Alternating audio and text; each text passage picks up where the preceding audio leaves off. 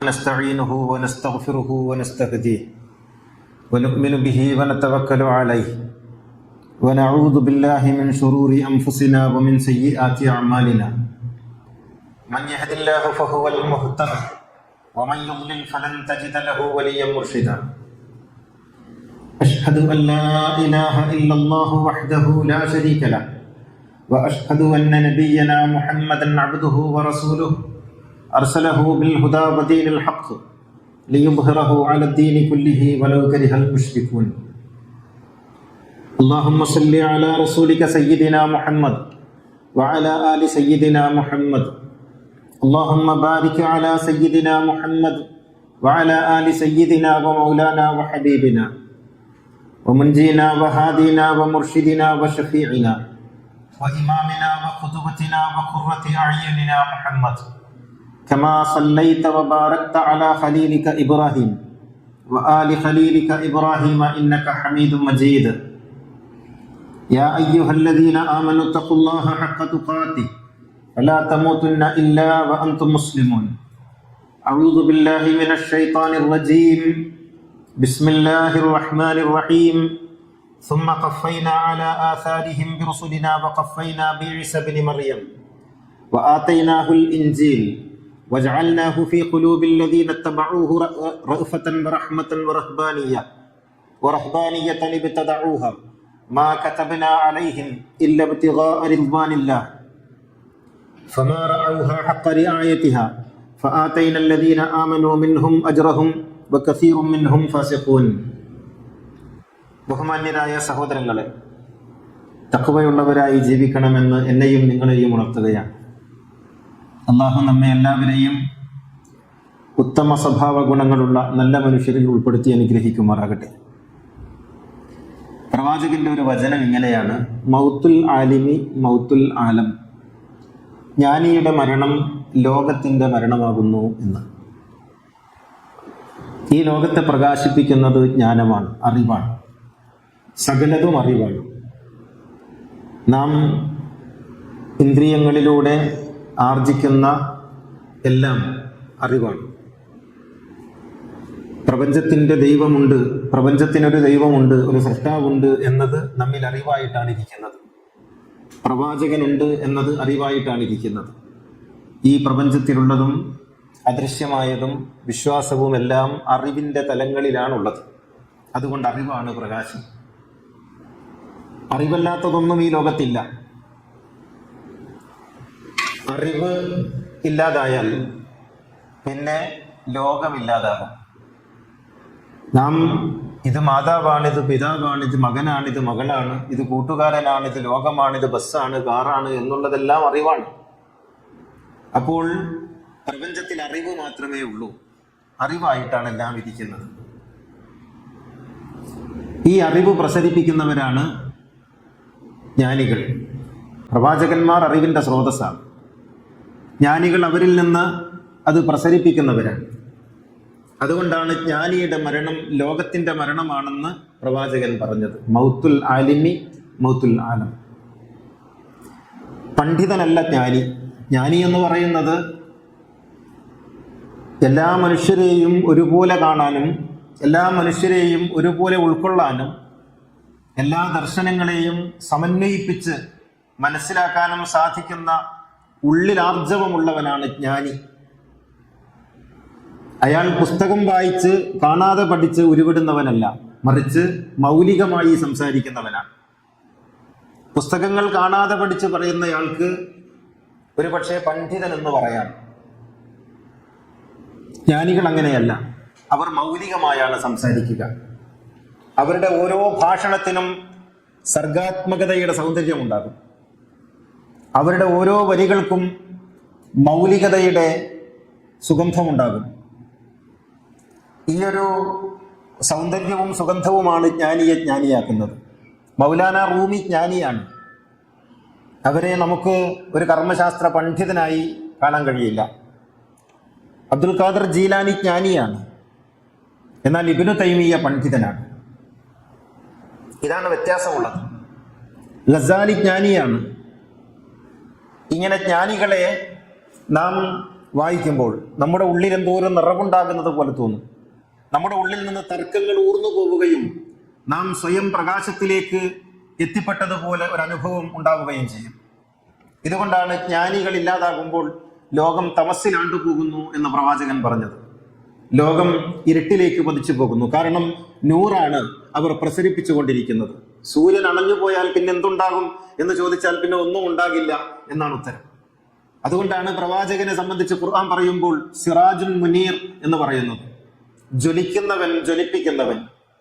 ഇങ്ങനെ സ്വയം ജ്വലിക്കുകയും മറ്റുള്ളവരെ ജ്വലിപ്പിക്കുകയും ചെയ്യുന്ന, സ്വയം ഭാസിക്കുകയും മറ്റുള്ളവരെ പ്രതിഭാസിപ്പിക്കുകയും ചെയ്യുന്ന ഒരു പ്രതിഭാസത്തെയാണ് പ്രവാചകൻ എന്ന് പറയുന്നത്. പ്രവാചകൻ സ്വയം പ്രകാശിക്കുന്നുണ്ട്, എല്ലാറ്റിനെയും പ്രകാശിപ്പിക്കുന്നുമുണ്ട്.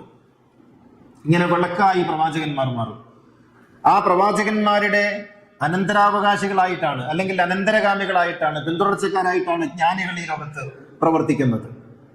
അപ്പോൾ അവർ സ്വയം പ്രകാശിച്ചുകൊണ്ടേയിരിക്കും. അങ്ങനെ ഒരു ജ്ഞാന ജ്യോതിസാണ് ഇക്കഴിഞ്ഞ ശനിയാഴ്ച മരണപ്പെട്ടു പോയ സ്വാമി മുനി നാരായണ പ്രസാദ്, നാരായണ ഗുരുകുലത്തിന്റെ അധ്യക്ഷൻ. അദ്ദേഹം സ്വയം പ്രകാശിച്ചുകൊണ്ടിരിക്കുകയും എല്ലാത്തിനെയും പ്രകാശിപ്പിക്കുകയും ചെയ്ത ഒരു ജ്ഞാന സാന്നിധ്യമായിരുന്നു. വിശുദ്ധ ഖുർആൻ ഒരു ചോദ്യം ചോദിക്കുന്നുണ്ട്. ഖുൽ ഹൽ യസ്തവില്ലദീന യഅലമൂന വല്ലദീന ലാ യഅലമൂൻ. അറിവുള്ളവരും അറിവില്ലാത്തവരും ഒരുപോലെയാകുമോ എന്ന് പറയുക. അവർ സമന്മാരാകുമോ എന്ന് പറയുക. അറിവ് എന്ന് പറയുന്നത് ഈ പ്രപഞ്ചത്തെ ആകമാനം നോക്കിക്കാണാനുള്ള നമ്മുടെ കണ്ണിന്റെ പേരാണ്. നമുക്കകത്തൊരു കണ്ണുണ്ട്, ആ കണ്ണിന്റെ പേരാണ് അറിവ്. അതിനാണ് ഇൽമ് എന്ന് പറയുന്നത്. ഖുർആൻ ചോദിക്കുന്നത് ആ കണ്ണുള്ളവനും കണ്ണില്ലാത്തവനും ഒരുപോലെയാകുമോ എന്നാണ്. ഈ ചോദ്യം പ്രസക്തമാകുന്നത് സ്വാമി മുനിനാരായണ പ്രസാദിന്റെ മരണം നാം അറിയുമ്പോഴാണ്. ലോകത്തിന് അദ്ദേഹം 87 വയസ്സ് വരെ വെളിച്ചം നൽകിക്കൊണ്ടിരുന്നു. 150-ലധികം പുസ്തകങ്ങൾ എഴുതി. പുസ്തകങ്ങൾ എഴുതാൻ ചിലപ്പോൾ പലർക്കും സാധിച്ചേക്കും, പക്ഷെ ഇത് അങ്ങനെയുള്ള പുസ്തകമല്ല. മറിച്ച് ഇത് ജ്ഞാനത്തിന്റെ പ്രകാശം പരത്തുന്ന, വായിക്കുന്ന ഓരോ മനുഷ്യന്റെ ഉള്ളിലും ആ പ്രകാശം പടർന്നു കയറുന്ന, സ്വയം പ്രകാശമാക്കി മാറ്റാൻ കെൽപ്പുള്ള വരികളായിരുന്നു, പുസ്തകങ്ങളായിരുന്നു അദ്ദേഹം എഴുതിക്കൊണ്ടിരുന്നത്. അള്ളാഹുവിന്റെ നാമത്തിൽ എന്ന ഒരു പുസ്തകം എഴുതി. അള്ളാഹുവിന്റെ നാമത്തിൽ എന്ന പുസ്തകത്തിൽ ഖുർആനിലെ സൂറ യാസീൻ ഉൾപ്പെടെയുള്ള അധ്യായങ്ങളുടെ വ്യാഖ്യാനമായിരുന്നു. ഒരു സ്വാമി, ഒരു സന്യാസി വിശുദ്ധ ഖുർആനിന് വ്യാഖ്യാനം എഴുതുന്നു. അദ്ദേഹം ഖുർആൻ സമൂഹത്തിന് പരിചയപ്പെടുത്തുന്നു. സൂറ യാസീൻ ഇത്രമേൽ മനോഹരമായി മറ്റാരാണ് വ്യാഖ്യാനിച്ചിട്ടുള്ളത് എന്ന് നാം അത്ഭുതപ്പെടുമാറ് ആ വ്യാഖ്യാനം നമ്മുടെ മനം കവരുകയും ഖുർആനിന്റെ ആഴത്തിൽ, സൗന്ദര്യത്തിലേക്ക് നമ്മുടെ ശ്രദ്ധ ക്ഷണിക്കുകയും ചെയ്യുന്നു. ഖുർആനിന് ഇത്രയും കുളിരുണ്ടോ എന്ന്, ഖുർആനിന് ഇത്രയും മധുരമുണ്ടോ എന്ന്, ഖുർആനിന് ഇത്രയും ആഴമുണ്ടോ എന്ന് നമ്മെ അതിശയിപ്പിക്കുന്ന വിധം, ഖുർആനിന്റെ ആഴങ്ങളിലേക്ക് നമ്മെ കൈപിടിച്ചു കൊണ്ടുപോകുന്ന വിധം അദ്ദേഹം ഖുർആനിന്റെ വ്യാഖ്യാനം എഴുതി. അള്ളാഹുവിന്റെ നാമങ്ങളായ അൽ അസ്മാഉൽ ഹുസ്ന, ആ അസ്മാഉൽ ഹുസ്നയ്ക്ക് അദ്ദേഹം വ്യാഖ്യാനം എഴുതി. ഓരോ പേരുകളും അള്ളാഹുവിന്റെ പേരുകളായി നാം മനസ്സിലാക്കിയിട്ടുള്ള ഓരോ പേരുകളും ഏതേത് വിധത്തിലാണ് ഈ പ്രപഞ്ചത്തെ ചൂഴ്ന്നു നിൽക്കുന്നതെന്ന്, ഏതേത് വിധത്തിലാണ് ഈ പ്രകൃതിയുമായി അത് ഇണങ്ങിച്ചേരുന്നതെന്ന്, അത് നമ്മളെ എങ്ങനെയാണ് ബന്ധിപ്പിക്കുന്നത് എന്ന് അദ്ദേഹം ആ പുസ്തകത്തിൽ പറഞ്ഞു വെച്ചു. ഞാൻ ഇന്നോളം വായിച്ചിട്ടുള്ള അസ്മാഉൽ ഹുസ്നയുടെ വ്യാഖ്യാനങ്ങളിൽ ഏറ്റവും നല്ല, ഏറ്റവും മികച്ച, ഏറ്റവും സൗന്ദര്യമുള്ള, ആഴമുള്ള വ്യാഖ്യാനം ഏതെന്ന് ചോദിച്ചാൽ നിസ്സംശയം ഞാൻ പറയും അത് മുനി നാരായണ പ്രസാദ് സ്വാമി എഴുതിയ 100 ദൈവനാമങ്ങൾ എന്ന പുസ്തകമാണ്. അതിനുശേഷം അദ്ദേഹം പ്രവാചകന്റെ 100 വചനങ്ങൾക്ക് വ്യാഖ്യാനം എഴുതി. 100 ഹദീസുകൾ. ആ ഹദീസുകൾക്ക് ധ്യാനാത്മകമായ ഒരു വ്യാഖ്യാനം എഴുതി.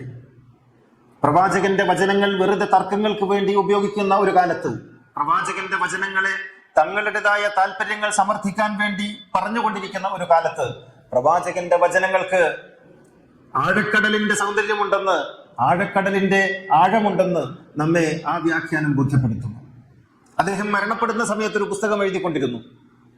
അതിന്റെ 70% പൂർത്തിയാക്കിയാണ് അദ്ദേഹം മരണപ്പെട്ടത്. അത് സൂഫി സൂക്തങ്ങൾക്കുള്ള റാബിയ ബസ്രിയുടെ, മുഹീദ്ദീൻ ഷെയ്ഖിന്റെ, മൗലാന റൂമിയുടെ, തബ്രീസിയുടെ, റിഫായി ഷെയ്ഖിന്റെ, ചിശ്തി ഖോജയുടെ ഒക്കെ വാക്കുകൾക്ക് അദ്ദേഹം എഴുതുന്ന വ്യാഖ്യാനമായിരുന്നു അത്. 70 സൂഫി സൂക്തങ്ങൾക്ക് വ്യാഖ്യാനം എഴുതിയ ശേഷമാണ് അദ്ദേഹത്തിന്റെ തൂലിക പിൻവലിച്ച് കാല യവനികയ്ക്കുള്ളിൽ അദ്ദേഹം മറഞ്ഞുപോയത്. ഒരു ജീവിതം മുഴുവൻ ജ്ഞാനത്തിന് വേണ്ടി സമർപ്പിച്ച, ജ്ഞാനത്തെ ഉപാസിച്ച് ലോകത്തെ മുഴുവൻ അങ്ങനെ നോക്കിക്കണ്ട ഒരു മഹാജ്ഞാനിയാണ് നമ്മോട് വിട പറഞ്ഞിട്ടുള്ളത്. അദ്ദേഹം ബൈബിളിലെ സുവിശേഷങ്ങൾക്ക് വ്യാഖ്യാനം എഴുതി. ആ വ്യാഖ്യാനം വായിച്ച് ക്രൈസ്തവ പണ്ഡിതർ പറഞ്ഞു, എങ്ങനെയാണ് സുവിശേഷം വായിക്കേണ്ടത് എന്ന് ഞങ്ങൾക്ക് മനസ്സിലായത് ഇപ്പോഴാണ്. ബൈബിളിലെ സുവിശേഷങ്ങൾക്ക് ഇങ്ങനെയൊരു മാനമുണ്ട് എന്ന് ഞങ്ങൾ തിരിച്ചറിയുന്നത് ഇപ്പോഴാണ് എന്ന് സുവിശേഷങ്ങളുടെ വ്യാഖ്യാനം വായിച്ചവർ പറഞ്ഞു. ഗുരു നിത്യ ചൈതന്യയുടെ പിൻഗാമിയായി നാരായണ ഗുരുകുലത്തിന്റെ അധ്യക്ഷനായി 27 വർഷം അദ്ദേഹം ജ്ഞാന ഉപാസന നടത്തി. നടരാജഗുരുവിന്റെ ശിഷ്യൻ. എങ്ങനെയാണ് ഒരു മനുഷ്യൻ സാഹിദായി ജീവിക്കേണ്ടത്? ഖുർആൻ മുന്നോട്ട് വെക്കുന്ന, ഇസ്ലാം മുന്നോട്ട് വെക്കുന്ന സുഹുദ് എന്ന സങ്കല്പം, വിരക്തി എന്ന സങ്കല്പം, വൈരാഗ്യം എന്ന സങ്കല്പം, എല്ലാറ്റിനോടും രാഗമില്ലാതെ ദ്വേഷമില്ലാതെ നടുനിലയിൽ നിന്ന് ജീവിക്കേണ്ടത് എങ്ങനെയെന്ന് ചോദിച്ചാൽ നിസ്സംശയം നമ്മുടെ കാലത്ത് ചൂണ്ടിക്കാണിക്കാവുന്ന ഒരു ഉദാഹരണമാണ് സ്വാമി മുനി നാരായണ പ്രസാദ്. അദ്ദേഹം രാഗദ്വേഷങ്ങളില്ലാതെ ജീവിച്ചു, കൽമഷമില്ലാതെ ജീവിച്ചു, പരിഭവങ്ങളും പരാതികളും ഇല്ലാതെ ജീവിച്ചു. എപ്പോഴും ഈശ്വര ചിന്തയിൽ, അള്ളാഹുവിനെ കുറിച്ചുള്ള ഓർമ്മയിൽ, പ്രകൃതിയോട് ഇണങ്ങി ജീവിച്ചു പോന്നു. ലാളിത്യം എന്നത് പറയാനുള്ള അലങ്കാര വാക്കായിരുന്നില്ല, അത് ജീവിക്കാനുള്ള തത്വശാസ്ത്രമായിരുന്നു അദ്ദേഹത്തിന്. ഒരു കുഞ്ഞുമുറിയിൽ കുറച്ച് പുസ്തകങ്ങളോടൊപ്പം ഒരു കുഞ്ഞു ജീവിതം അദ്ദേഹം നയിച്ചു. അത് പ്രപഞ്ചത്തോളം വികാസമുള്ള കുഞ്ഞു ജീവിതമായിരുന്നു. 150-ൽ പരം പുസ്തകങ്ങൾ, ഉപനിഷത്തുകൾക്ക് വ്യാഖ്യാനം, നാരായണ കൃതികൾക്ക് വ്യാഖ്യാനം, ഖുർആനിനും പ്രവാചക വചനങ്ങൾക്കും വ്യാഖ്യാനം, വേദാന്തങ്ങൾക്ക് വ്യാഖ്യാനം. ഇങ്ങനെ അദ്ദേഹം കൈവെക്കാത്ത മേഖലകളില്ല. ശാസ്ത്രീയമായി മതത്തെയും ജ്ഞാനത്തെയും അദ്ദേഹം വിശദീകരിച്ചു. മനുഷ്യനൊന്നാണ് എന്നുള്ളതായിരുന്നു അദ്ദേഹത്തിന്റെ ഏറ്റവും വലിയ തത്വം. മനുഷ്യനൊന്നാണ്. ഈ ഏകതാബോധമാണ് അദ്ദേഹത്തെ നയിച്ചത്. യാതൊരുവിധ ഭേദങ്ങൾക്കും അദ്ദേഹം വഴങ്ങിയില്ല. നിലപാടുകളുടെ രാജകുമാരൻ. വർഗീയതയോട് അദ്ദേഹം സമരസപ്പെട്ടില്ല. സാമുദായികതയോട് അദ്ദേഹം രാജിയായില്ല. എല്ലാ വിഭാഗീയ ചിന്തകളെയും ഗുരുകുലത്തിന് പുറത്തു നിർത്തി. മനുഷ്യനെ കാണാൻ കഴിയുന്നവർ മാത്രം ഇങ്ങോട്ട് കടന്നു വന്നാൽ മതി എന്ന് അദ്ദേഹം ആർജവത്തോടെ പറഞ്ഞു. ഈ ആർജവമാണ് നമ്മുടെ പണ്ഡിത ലോകത്തിനില്ലാത്തത്. സാധ്യത്തിനു വേണ്ടി ഏത് കാലിലും ഷടേ എന്ന് വീഴാൻ എപ്പോഴും തയ്യാറുള്ള, വളഞ്ഞ നട്ടലുമായി നടക്കുന്ന പണ്ഡിത ലോകത്ത് മുനിനാരായണ പ്രസാദ് ഒരു അത്ഭുതമാണ്. വർഗീയത ഇങ്ങോട്ട് വേണ്ടെന്ന്, സാമുദായികത ഇങ്ങോട്ട് വേണ്ടെന്ന്, മനുഷ്യനായിട്ട് എല്ലാവരെയും കാണണമെന്ന് അദ്ദേഹം എപ്പോഴും ശഠിച്ചുകൊണ്ടിരുന്നു. ഇങ്ങനെ മനുഷ്യരെ അന്നാസു സവാസിയുൻ കാസ്നാനിൽ മുഷ്ടി, പ്രവാചകൻ പറഞ്ഞു, ചീർപ്പിന്റെ പല്ല് പോലെ മനുഷ്യർ സമന്മാരാണ്. അതിൽ യാതൊരു ഭേദവുമില്ല. ഇത് അദ്ദേഹത്തിന്റെ നിലപാടായിരുന്നു. വിശുദ്ധ ഖുർആൻ പറഞ്ഞ സന്യാസത്തിന്റെ ഒരു മഹത്തായ മാതൃക. ഖുർആൻ സന്യാസത്തെ പറഞ്ഞിട്ടില്ല, പക്ഷേ ഖുർആൻ പറയുന്നു സന്യാസം സ്വീകരിച്ചവരെ അംഗീകരിച്ചു. ثم قفينا على آثارهم برسلنا وقفينا بعيسى بن مريم.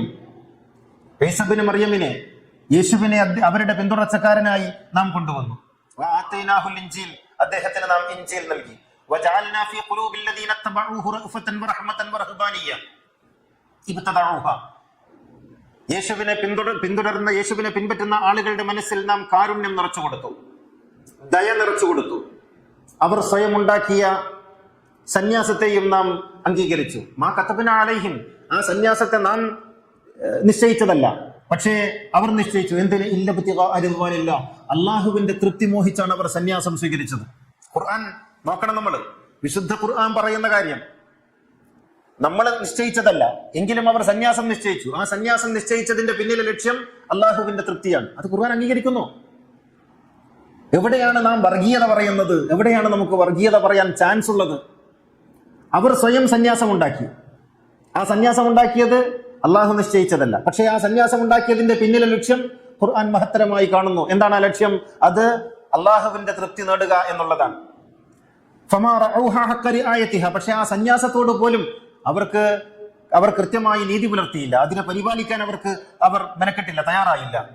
ഖുർആൻ അതിനെ വിമർശനാത്മകമായി. അപ്പോൾ സന്യാസം അവർ സ്വയം സ്വീകരിച്ചു, അത് നമ്മൾ അംഗീകരിച്ചു. എന്നാൽ അതിനോട് നീതി പുലർത്തുക എന്നുള്ളതാണ് അവർ ചെയ്യേണ്ടിയിരുന്നത്. ഈ രീതിയിൽ സന്യാസത്തെ ഖുർആനിന്റെ വീക്ഷണകോണിലൂടെ നോക്കുമ്പോൾ ആ സന്യാസത്തിന് സമ്പൂർണമായി ജീവിതം കൊണ്ട് അർത്ഥം രചിച്ച ഒരു ജ്ഞാനിയാണ് സ്വാമി മുനിനാരായണ പ്രസാദ്. ആഗ്രഹങ്ങളില്ലായിരുന്നു അദ്ദേഹത്തിന്. എന്താണ് അങ്ങയുടെ ആഗ്രഹം എന്ന് ചോദിക്കുമ്പോൾ അദ്ദേഹം പറയും, ആഗ്രഹമില്ലാതിരിക്കുക എന്നുള്ളതാണ്. അങ്ങനെ ഒന്നിനോടും ആഗ്രഹമില്ലാതെ, രാഗദ്വേഷങ്ങളില്ലാതെ ലോകത്ത് നടുതലയിൽ ജീവിച്ചങ്ങനെ വെളിച്ചം നൽകി ലോകത്തിന് സ്വയം വെളിച്ചമായി മാറിയ ഒരു മഹാമനുഷ്യൻ. തഖ്വ എന്ന് പറയുന്ന സൂക്ഷ്മതയുടെ, ഭക്തിയുടെ ഏറ്റവും ഉയർന്ന രൂപം, പ്രണയത്തിന്റെ ഏറ്റവും ഉയർന്ന രൂപമായിരുന്നു അദ്ദേഹത്തിന്റെ ജീവിതം കൊണ്ട് അദ്ദേഹം അത് സാക്ഷാത്കരിച്ചു. പ്രവാചകനെ കുറിച്ച് പറയുമ്പോഴും, നാരായണ ഗുരുവിനെ കുറിച്ച് പറയുമ്പോഴും, യേശുവിനെ കുറിച്ച് പറയുമ്പോഴും, ബുദ്ധനെ കുറിച്ച് പറയുമ്പോഴും എല്ലാം ഒരേ ഭാവത്തിൽ, ഒരേ താളത്തിൽ, ഒരേ ആദരവോടെ സംസാരിക്കാൻ അദ്ദേഹത്തിന് സാധിച്ചു. ഒരു ഭേദവും അവർക്കിടയിൽ അവർ കൽപ്പിച്ചില്ല. വിശുദ്ധ ഖുർആൻ പറയുന്നത് പോലെ പ്രവാചകന്മാർക്കിടയിൽ ഒരു ഭേദവുമില്ല. ഈ ഒരു ഭാവം ഉണ്ടാകണമെങ്കിൽ അറിവിന്റെ ആഴങ്ങളിൽ നിന്ന് ഉൾക്കൊണ്ടയാൾക്ക് മാത്രമേ സാധിക്കുകയുള്ളൂ. ആർക്കും ആരേക്കാളും ശ്രേഷ്ഠത കൽപ്പിച്ചില്ല, ആർക്കും ആരേക്കാളും കുറവും അദ്ദേഹത്തിന് മുന്നിൽ ഉണ്ടായിരുന്നില്ല. ആര് കയറിപ്പോയാലും ഒരുപോലെ സ്വീകരിക്കാനും ഒരുപോലെ കാണാനും അദ്ദേഹത്തിന് സാധിച്ചു എന്നുള്ളതാണ്. ഖുർആൻ മുന്നോട്ട് വെക്കുന്ന റഹ്മത്ത്, റഅഫത്ത് എന്ന ദർശനത്തിന്റെ, കാരുണ്യം, അനുകമ്പ, കരുണ, അൻപ് എന്നൊക്കെ പറയുന്ന ദർശനത്തിന്റെ ഏറ്റവും ഉയർന്ന രൂപമാണ് അദ്ദേഹം തന്റെ ജീവിതത്തിലൂടെ കാഴ്ചവെച്ചത്. ഞാൻ പറയുന്നു, സ്വാമി മുനിനാരായണ പ്രസാദ് സ്വാമി ലോകത്ത് നിന്ന് വിടവാങ്ങുമ്പോൾ അദ്ദേഹത്തെ അനുസ്മരിക്കേണ്ടത് ഓരോ മെമ്പറിന്റെയും ബാധ്യതയാണ് എന്ന് ഞാൻ വിചാരിക്കുന്നു. ഇങ്ങനെ ഒരു സംഭവം മുമ്പുണ്ടായിട്ടുണ്ട്. പ്രവാചകന്റെ കാലത്ത് അവിടെ ഖതീബ് പ്രവാചകനായിരുന്നു. മരണപ്പെട്ടത് നേഗസ് എന്ന ക്രൈസ്തവ പണ്ഡിതനും എത്യോപ്യയിലെ രാജാവുമായിരുന്നു. ക്രൈസ്തവ പണ്ഡിതനായ എത്യോപ്യയിലെ രാജാവായ നേഗസ് മരണപ്പെട്ടപ്പോൾ മദീനയിലെ മിമ്പറിൽ പ്രവാചകൻ കരഞ്ഞു. ഇത് നാം അറിയേണ്ടുന്ന ഒരു വസ്തുതയാണ്. നേഗസ് എന്ന് പറയുന്ന ക്രൈസ്തവ പണ്ഡിതനും രാജാവും മരണപ്പെട്ടപ്പോൾ എന്തിനാണ് പ്രവാചകന്റെ കണ്ണ് നിറഞ്ഞത്? എന്തിനാണ് പ്രവാചകൻ ഗദ്ഗദകണ്ഠനായത്? എന്തിനാണ് പ്രവാചകൻ അദ്ദേഹത്തെ അനുസ്മരിച്ചത്? എന്തിനാണ് പ്രവാചകൻ അനുശോചിച്ചത്? എന്തിനായിരുന്നു പ്രവാചകൻ ആ മഹാമനുഷ്യന് വേണ്ടി പ്രാർത്ഥിച്ചത്, അദ്ദേഹത്തിന് വേണ്ടി മയ്യത്ത് നിസ്കരിച്ചത്? ഇത് ഓർക്കണം. നമുക്ക് പിന്നീട് പലവിധ വ്യാഖ്യാനങ്ങൾ ഉണ്ടാക്കാം. നേഗസ് സ്വപ്നത്തിൽ വന്ന് ഇസ്ലാം സ്വീകരിച്ചിരുന്നു. നേഗസ് ആരും കാണാതെ വന്ന് പ്രവാചകന്റെ മുന്നിൽ ഇസ്ലാം പ്രഖ്യാപിച്ചിരുന്നു. ഇങ്ങനെയൊക്കെ പറയാം. നേഗസിന്റെ ആത്മാവ് വന്ന് പ്രവാചകനെ അംഗീകരിച്ചിരുന്നു എന്നൊക്കെ നമുക്ക് കഥകൾ ഉണ്ടാക്കാം. നാം യാഥാർത്ഥ്യത്തെ കാണുക. യാഥാർത്ഥ്യം എന്താണ്? നേഗസ് എന്ന് പറയുന്ന ക്രൈസ്തവ പണ്ഡിതൻ, അദ്ദേഹം പണ്ഡിതനാണ്, അദ്ദേഹം എത്യോപ്യയിലെ രാജാവുമാണ്. അദ്ദേഹം അവിടെ മരണപ്പെടുന്നു. വിവരം പ്രവാചകൻ അറിയുന്നു. പ്രവാചകൻ മദീനയിൽ ആളുകളെ വിളിച്ചു കൂട്ടുന്നു, തന്റെ മെമ്പറിലേക്ക് കയറുന്നു. എന്നിട്ട് നേഗസിനെ കുറിച്ച് ദീർഘമായി സംസാരിക്കുന്നു.